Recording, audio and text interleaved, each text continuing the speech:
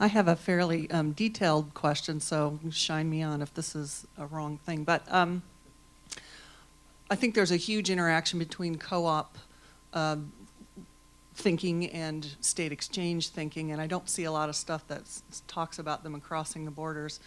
But the state exchange regs came out last week, and we've been kind of noodling over those and thinking over some of the issues. And one thing that popped into our heads was that the way that the regs are written, a plan, which presumably includes a co-op, has to offer a silver plan and a gold plan. And for those co-ops who are aiming to focus on the uninsured market, they're looking to get people who will get subsidies of their premiums and subsidies of their cost sharing. The way the regs are stated, the subsidies are tied to a silver plan, and they're stated as if it must be a silver plan, that the subsidies will not be prorated if a person decides to choose a gold plan, for example.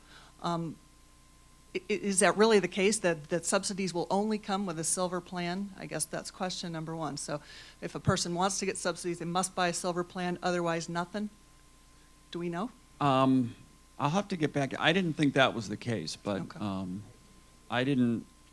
That would be great. Yeah, but your question raises a broader point too, which is, I think you're absolutely right that there's and should be strong connections as states are thinking about how to put their exchanges together, thinking about what the co-op kind of role and angle is.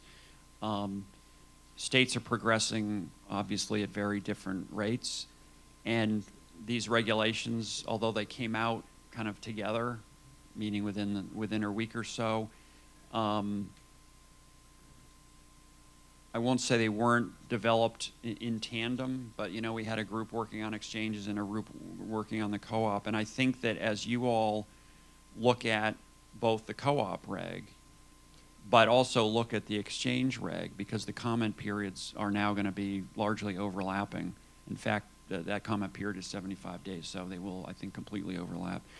It would be very helpful to us as you look at the two things in tandem to see where can things work better together, where can make sure that we're not doing these things in silos. So there may be many examples where you look at the co-op reg and may have, well, this doesn't make sense or this works for co-ops, but also thinking about, is there something else about the exchange reg that can be modeled to facilitate what you all are trying to accomplish? So I encourage you to look at both of those and think about the big picture.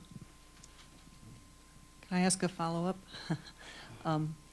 Co-op plans are going to be working on thin margins, and for those who are, again, aiming for populations with subsidies, the members pay a certain premium and they get a subsidized premium. They pay a certain amount of cost sharing, and then Right. subsidies come in. How does that work? Do they get paid in arrears? It's our understanding they're paid in arrears, maybe monthly or whatever. But from a cash flow there will perspective, be, it's important.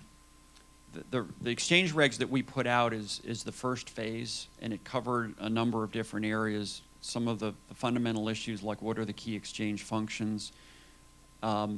It did not cover a number of areas that will be covered in subsequent rulemaking, again, hopefully in the relatively near future. It did not cover, for example, the whole eligibility enrollment interplay.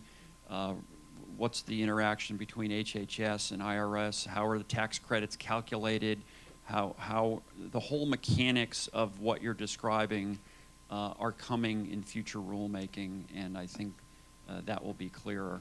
And again, hopefully there will be an opportunity to kind of comment on all these things in the aggregate so that everyone has the full field of vision as we move forward. A couple of questions. This one probably pertains to the rule that's still coming. The notice is still forthcoming, but I'm a little confused about it. The law, as I read it, talked about two kinds of funding, and a staffer who worked on it that I talked to said that they didn't envision providing money for planning. But a number of people that I have talked to that have been thinking about developing co-ops are thinking about getting planning grants. Are there two different kinds or three different kinds of funding that will eventually be available? The other question I want to ask is sort of your experience as an insurance commissioner and so forth. How long do you envision it will take for an organization that is a complete startup that it gets a planning grant or is starting to work now or starting to work in the near future, to be ready to be listed on an exchange? The first question, I'll have to defer to Barb. There are kind of rules of engagement that we have to follow about how much detail we can go into on the FOA, because that, I think we can talk generally about it, but I'll leave it to Barb to kind of answer the, I know the answer, but I'm not sure that I can, I'm not trying to be funny, I'm not sure what I can tell you. It's like the same thing with the reg. We can talk about it once it's out. I think we can talk about the FOA at a high level, so I'll leave that to Barb. On the second question, I don't have an exact date other than to say that I completely agreed, based on my experience both at Amira Group, by the way, which is a little different, but some of the issues are the same in terms of getting a health plan up and running from scratch. And in that case, we had all the resources of a large corporation, which don't exist, and yet you still have to do all the build from literally the office to the IT systems to compliance functions, everything. That is why we have been very anxious to get the rule out and to get the FOA out in particular, because you're looking at, what, 18 months, a little bit less, before October open enrollment.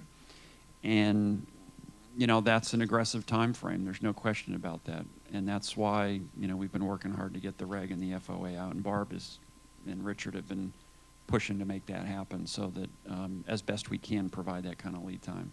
I think it's aggressive but doable, but it does not leave a lot of time for, you know, noodling over decisions, frankly. One more question? Thank you very much for making time to be with us today. In your comments, you mentioned that you've heard from a number of provider groups that may be interested in forming co-ops. I'm just wondering how you might maintain the consumer orientation and operation going forward if provider groups are involved in the incorporation.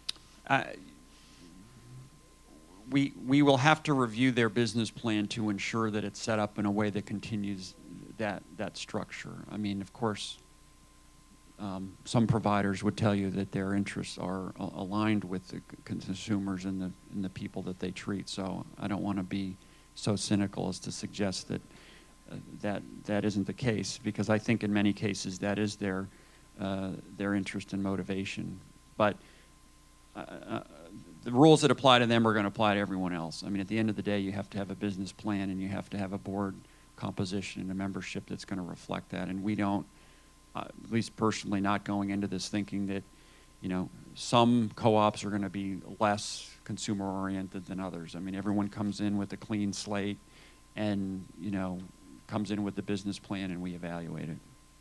The co-ops are, when Senator Conrad started talking about the co-ops, he talked about the need, particularly in some rural areas, for states to join together and co-ops to cross state lines.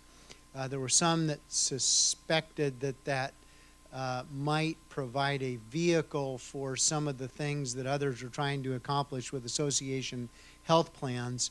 And how does HHS plan to keep in place consumer protections in co-ops that cross state lines? Other than saying that you've got to, you know, maintain compliance with the various state insurance laws. I mean, I know you all know this, but in some of the dialogue that I've had with others, just the idea that co-ops still have to be licensed by respective states and comply with the various laws is something that I'm not sure everybody understood. So that's certainly the case. I don't know whether beyond that, between the business plan, between compliance with state laws, I mean, there's a couple areas, actually in the rate review law, that we're looking at from a rating perspective, making sure that we've got strong protections in place for consumers. I'm not sure there's anything in particular in what we're doing that other than the governance and, again, ensuring compliance with state laws.